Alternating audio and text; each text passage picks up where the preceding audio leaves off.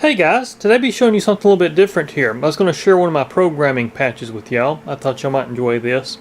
So there's a preset on the Prophet 5 that I've always really liked, and it was used by Gary Newman, Parliament, George Clinton, etc. And it's this delayed pulse width. So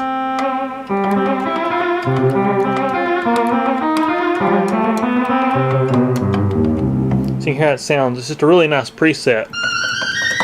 I'm going to show you how to build it today. So I've got the original patch sheet here, one of the original sheets here, and I drew this in.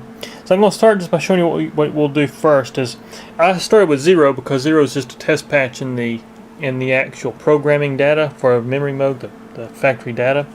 So I first start by going here, and I'll go to the keyboard mode, put it in memory cyclic mode. If you don't have version 2.4 software, it'll be Poly 3. And then just hit, it'll be Poly 2, and then hit memory cycle, and then hit enter. Now we're in that. And then basically all the knob positions are going to display on the screen. So whatever you set these at, you'll see your set point, and then what you're changing. This is really nice on the Memorymoog. It shows you your actual setup values here. So basically I'm just going to go through and show you how I set this up. So we got 40 for the pitch bend, 16 for the modulation amount, and then we got 0, 0. You can set these wherever you want based off your programming. 55 for the modulation rate with a triangular wave and modulating oscillator 2, and then we got the oscillator 3 and the voice modulation section set to 0, 100, set to pulse width 2, and then we go over here and set all the footages of the oscillators to 8.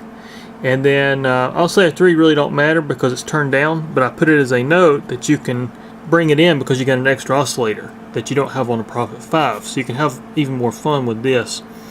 So I just set that to 66 pulse width, but oscillator 1 will be 93 pulse width, oscillator 2 will be 87 pulse width, and then oscillator 3 is 66. And then using the square waves, of course, because we're setting a pulse width shape. 50% volume on the mixer for oscillator 1, 45 for oscillator 2, 0 here, which is, you know, whatever you want to do. Noise is 0.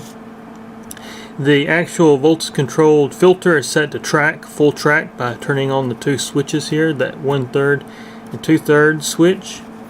The cutoff is set to 48. The emphasis is 21. The contour amount is 0. Then we'll go down here to the VCF contour, and it's 0 for the attack, decay is 65, sustain is 100, and release is 0. And you do have the release button on, so make sure you have the button on down here. And then we set the loudness contour for 0 for the attack, 72 for decay, sustain is 100, and then release is 63.